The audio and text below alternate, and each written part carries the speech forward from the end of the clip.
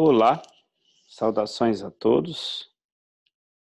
Agradeço a presença, como sempre, aqui nas nossas audioaulas. Hoje é o número de 007 e o tema é a organização política e social da maçonaria. Você que chegou até este áudio, suponho que você já esteja acompanhando os outros, mas em breve recapitulação. No anterior, falamos da história da maçonaria. Em pinceladas gerais, abordamos ela no contexto da Europa continental, ao mesmo tempo ali na Inglaterra e Escócia, mas como um bloco só, a maçonaria europeia. Depois, a maçonaria nos Estados Unidos, da América do Norte, e a maçonaria no Brasil, sendo que no Brasil ela carrega aí, digamos, traços dessas duas outras tradições. Nesta audioaula de hoje, iremos falar da organização política e social. Antes, vale uma contextualização geral sobre o curso. Ele é um curso de formação, é uma primeira etapa de interação, que será objeto de avaliação, verificação do alcance. São audioaulas, em geral, acompanhadas de textos, links e outros auxílios visuais para que você possa fazer a leitura e compreensão. Estão sendo publicadas no contexto do site blog amf3.org, onde disponibilizamos um roteiro geral e as 13 aulas que iremos desenvolver. Esse roteiro é baseado num professor que o fez no contexto de uma pós-graduação em estudos maçônicos. O nome do professor é professor Dr. Janer, Médici Janer da Silva. É um roteiro de referência que nós utilizamos e sempre fazemos aí comentários que perpassa esta lista. Retomando esse contexto específico, na página de aula 001, você tem esse roteiro por completo. E lá você pode acompanhar, ou se você já fez a impressão dele. A ideia hoje é falar um pouco como é organizado a maçonaria. Então, para além das questões mais o que é, mas como ela se organiza. Então, passemos à aula de hoje, da organização política e social. Precisamos hoje comentar rapidamente o que é potência maçônica, o que são os ritos maçônicos, ainda que o rito nós vamos comentar à parte na próxima aula, sobre as chamadas potência. Aqui no roteiro fala especificamente de uma potência, coisa que aqui eu não irei tratar desta forma, falarei no geral. Sobre a organização de uma loja, né, e como que essa loja participa desse grupo regional, das potências brasileiras e as potências estrangeiras. Falando de modo mais livre, toda organização tem uma estruturação burocrática. Em geral, essa estruturação ela é a que mais convém e, durante o tempo, a que se mostrou mais funcional. Isso é importante dizer. Então, nós temos, por exemplo, o Lions Club, que tem a sua organização, e assim segue. Eu sempre procuro falar das coisas maçônicas e, ao mesmo tempo, contextualizá-las a outras para podermos ver, e no caso aqui, ouvir, certa funcionalidade, certa normalidade de um conjunto de assuntos que, às vezes, as pessoas acham que é totalmente estranho. Então, por exemplo, no Brasil, nós temos o município, o estado e a federação. Em outros países é um pouco diferente, essas nomenclaturas. Países que não são federados, eles se dividem de outra forma. Em Portugal, por exemplo, nós temos o Estado português, que é uma república, temos conselho, freguesias, e para nós aqui brasileiro é difícil compreendermos. Mas tudo isso quer dizer que sempre se organiza, os contingentes de populações sempre se organizam de alguma forma e, em geral, é a forma prática, viável, é que é possível ser organizada. Então, em termos de igreja católica, por exemplo, nós temos a paróquia, pensando aqui em Minas Gerais, de onde, por exemplo, eu nasci, de onde eu conheço um pouco, você tem a paróquia. Dentro da paróquia, que é um nome de alguma língua que vem para o português, né? Mas não é o caso agora de fazer a interpretação. Você tem a paróquia, dentro da paróquia você tem subdivisões, que se chamam, no caso da igreja, de comunidades, e por regiões geográficas você tem dioceses. A diocese é uma organização, por exemplo, Diocese de Governador Valadares. Em geral, se junta no Brasil 5 dioceses e forma uma regional. E ali tem um coordenador, tal e tal. Isso em todo grupo humano, então temos organizações. Na maçonaria, nós podemos falar de 3 organizações, de 3 níveis, muito simples. Nós temos a ideia de templo, que é o lugar físico, a sala de reuniões. Não é uma sala qualquer, é verdade, é uma sala que tem uma caracterização, os móveis são dispostos de um jeito funcional, daqui a pouco eu falo disso, e esse lugar físico, concreto, nós chamamos de templo. No templo se reúne grupos de pessoas, em geral um por dia, em geral à noite, todo mundo, né, depois de trabalhar, tem ali a sua reunião entre 8 e as 10 da noite.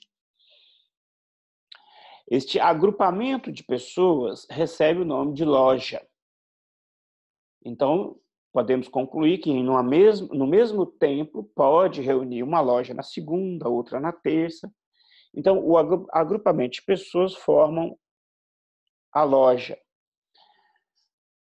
E aí, para organizar a relação desse grupo bem local ali, no seu bairro, que é o templo, e o grupo que reúne na segunda, o grupo que reúne na terça, se criou uma figura um pouco maior. E essa figura congrega e mantém informações, trocas de outras questões, produção de material em comum, em vários bairros da cidade. Então, no bairro, né, aqui em São Paulo, capital, na Zona Leste, tem um templo que lá tem lojas, 3, 4 lojas. Na Zona Oeste tem outro templo e lá tem mais 3 lojas. Então, aí isso só na cidade. Depois nós espalhamos isso para o estado de São Paulo inteiro. Ora, então, para organizar toda essa burocracia, se cria uma instituição que se dedica a manter esses grupos que seriam totalmente isolados e separados, digamos que congregados. E aí nós damos o nome de grande loja. Exatamente uma amplificação da loja local, portanto se chama grande loja. E aí se tem um templo, quer dizer, o espaço físico onde concentra essa administração, e esse templo pode chamar palácio maçônico, em geral se tem o nome de palácio. No caso do Brasil, que é um sistema federal, ou seja, nós temos vários estados congregados, é o mesmo caso dos Estados Unidos, é o mesmo caso da Venezuela, do México, são repúblicas federativas, é o caso da Rússia, são modelos, né, de organização civil que a maçonaria espelha. E aí, dentre os 3 grupos que existem no Brasil, que se reconhecem, têm relações, esses 3 grupos eles são caracterizados por terem uma história um pouco mais digamos assim, ao longo do tempo, um pouco maior. Então, a gente chama esses grupos de históricos. Então, no Brasil, nós temos um grupo que reproduz o sistema federal. Então, ele tem um Grande Oriente aqui em São Paulo, mas ele tem também um Grande Oriente em Brasília, que procura congregar todo o Brasil. E aí, todo o Brasil tem algum tipo de relação hierárquica com essa organização de Brasília. Esse chama-se Grande Oriente do Brasil. Mas aí nós tivemos uma época, eu creio que, eu não vou dizer data, porque agora não me vem à cabeça, houve uma ruptura com esse sistema e se criou a cada estado uma grande loja. Ela não pretendia ser um sistema federal.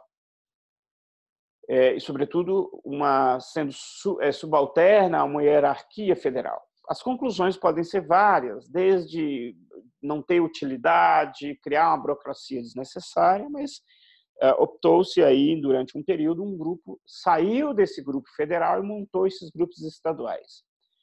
Esses grupos estaduais, eles viram que, depois de um tempo, era bom, era produtivo, que trocassem informações de desafios, questões administrativas. Então, se criou um grupo que não tem, digamos assim, uma estrutura de poder, mas tem uma proposta de troca de informações apenas. Seria como o Mercosul. Não existe um Estado que manda no outro, mas se faz um conjunto de acordos sem um mandar no outro. E aí, muito recente, nos anos 80, surgiu um outro grupo que também discordou desses outros dois grupos e montou este outro grupo. Então, são esses três grupos.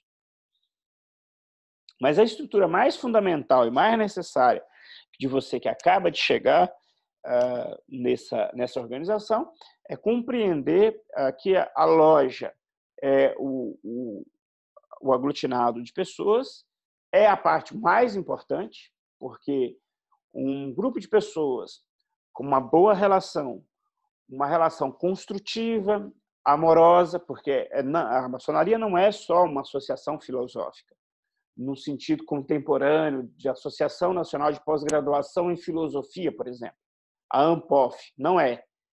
A maçonaria se dispõe a ser uma instituição filosófica no modelo das escolas filosóficas antigas. E eu vou retomar isto exatamente quando formos falar de filosofia.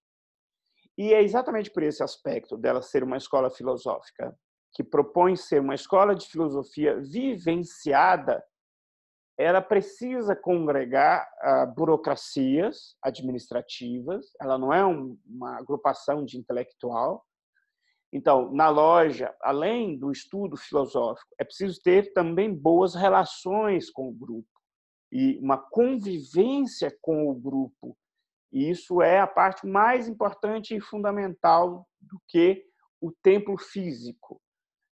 O templo físico pode ser num porão, num sótão, lá no fundo, sem nenhum problema.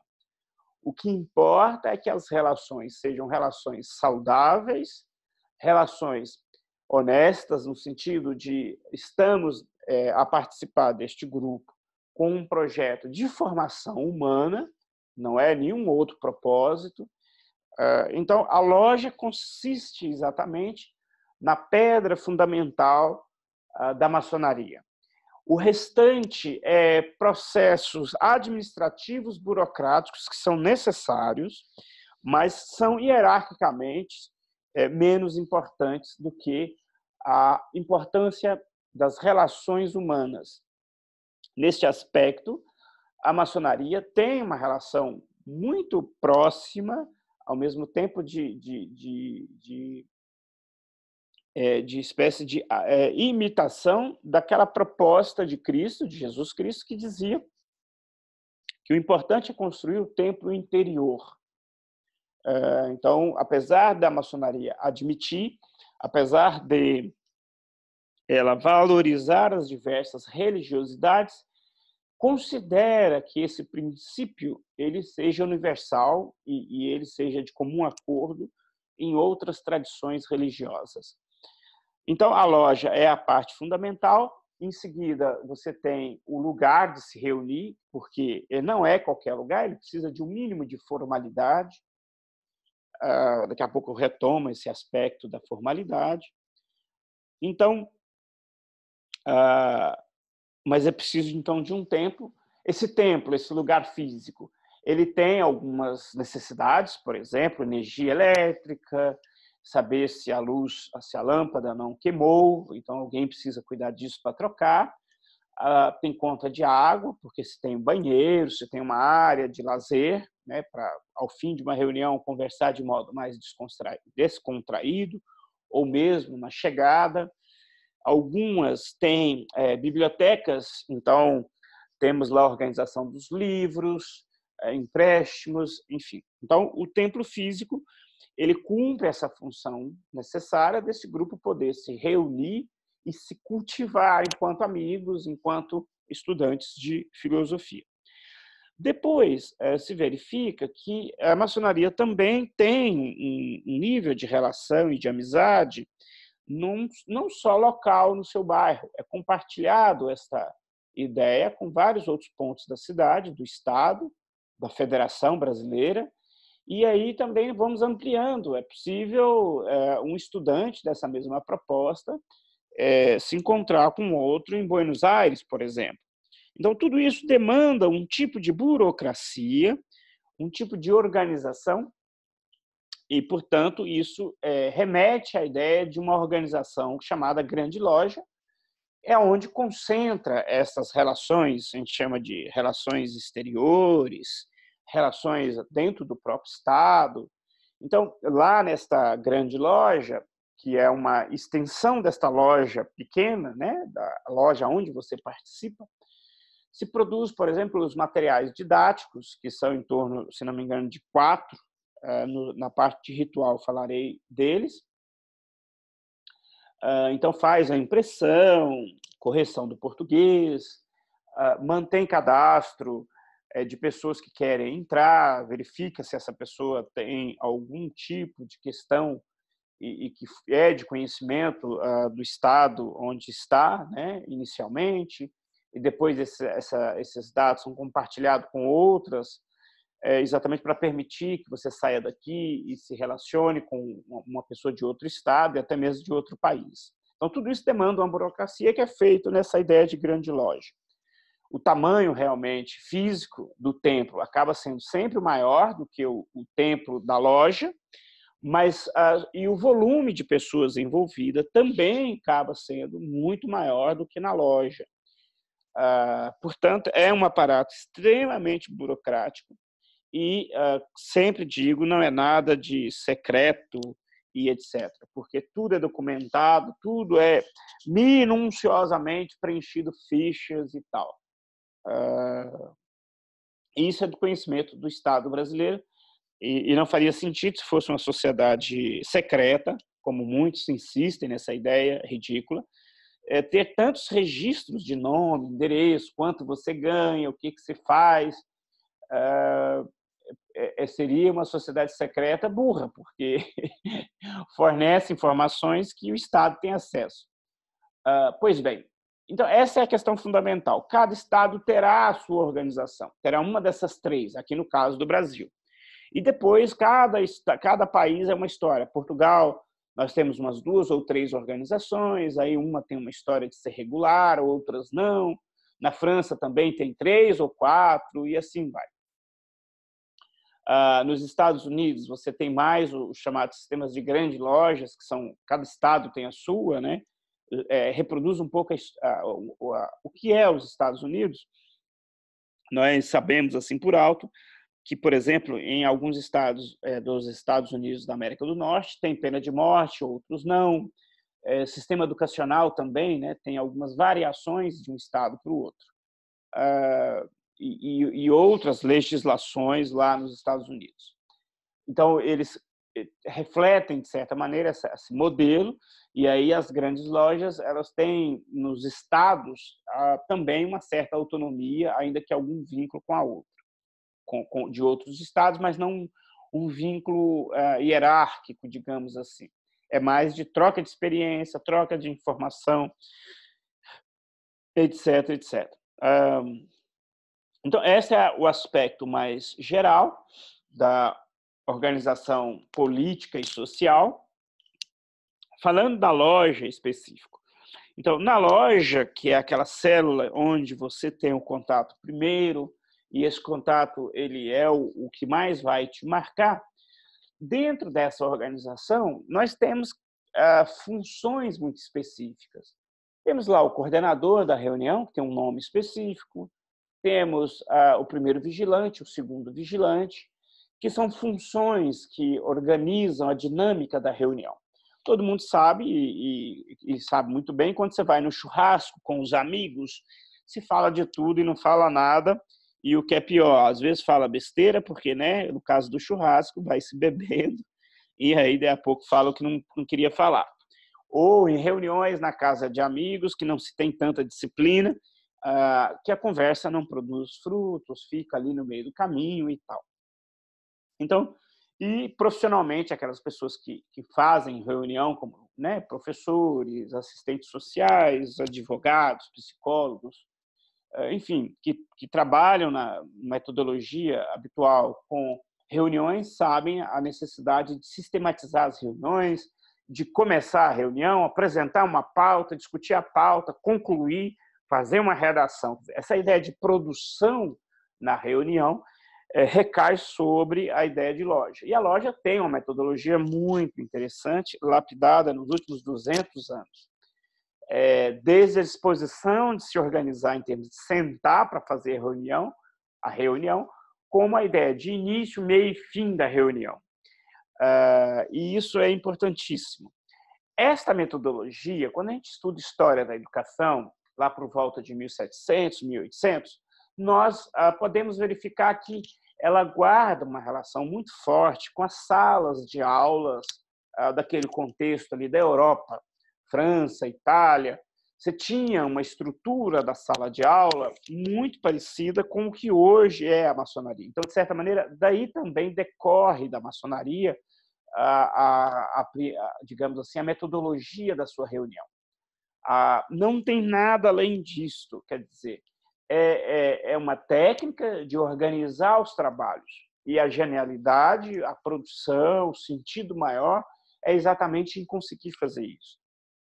Quando você entra numa missa católica, por exemplo, você tem lá uma estrutura de funcionamento, tem os bancos, tem uma disposição, você começa, tem um início, faz leitura, tá? E depois tem um final e tal, despede, vai todo mundo embora, isso em 1 hora. Você tem um folhetinho que você segue a leitura e etc. Não é assim? Pois bem, a maçonaria também tem essa metodologia e ela deve ser vista exatamente nessa perspectiva. Tem as funções, a pessoa, por exemplo, que cuida de organizar as cadeiras, você tem aquele que cuida daquela parte, quando a gente termina a reunião, você tem lá, às vezes, se bebe um refrigerante, toma uma cerveja, conversa, come pizza, ou come uma sopa, né, ou bebe uma sopa, enfim, essa conversa de fim de expediente, digamos assim. Tem alguém que cuida daquilo, um irmão responsável, mesmo que se contrate alguém para fazer a sopa, que é uma atividade fora do templo, não tem a ver com os membros propriamente maçônicos, pode ser uma mulher, pode ser, em geral, se contrata um homem ou uma mulher para fazer essa parte, mas tem um irmão maçom que cuida de saber se pagou, se não pagou, quem comprou, apresentar nota fiscal. Então, é uma coisa meramente natural. Recebe nomes específicos, mas meramente natural para que a coisa flua. E a tendência é todos participarem dessas atividades, porque você tem uma característica muito apreciada na maçonaria, é exatamente que todos os participantes são protagonistas, ou seja, não ficam ali parados vendo a coisa acontecer, eles participam. Então, esse também é um dado importante, é convidado a participar desta, digamos, demanda. Em alguns templos, se limpa o templo, passa pano, limpa o mobiliário, enfim, toda essa dinâmica natural de uma reunião, de uma sala de reunião que precisa ser mantida. Eu creio que esta é as coisas mais importantes. O templo, esse espaço físico, é importante que ele seja também um espaço de encontro da família maçônica, e aí a gente está falando, então, das relações social e política, nesse sentido, né? Em torno de almoço, jantares, mas que congregue as esposas, os filhos, que seja um ambiente de fraternidade, projetos sociais em comum, quer dizer, uma mobilização em comum. Nós vamos reunir esse domingo donativos, participa esposas, filhos, vamos entregar. Então, tem todo aí um conjunto. Alguém fala algumas coisas, explica o motivo, lê algum texto filosófico sobre, por exemplo, fraternidade e etc. Então, o templo, que é a estrutura física, por exemplo, no interior do Brasil, no interior de Minas Gerais, onde eu conheço sempre um pouco mais, até mesmo aqui do que aqui de São Paulo, os templos têm esta função social política. Eventualmente se mexe com a política, essa que a gente conhece, né? A política ligada ao Estado. Não é aconselhado, é sempre uma atividade muito delicada, porque, inclusive, pode haver, e tem com muita frequência, irmãos que são filiados a partidos diferentes um do outro. Então, a política é muito mais no sentido de relações humanas.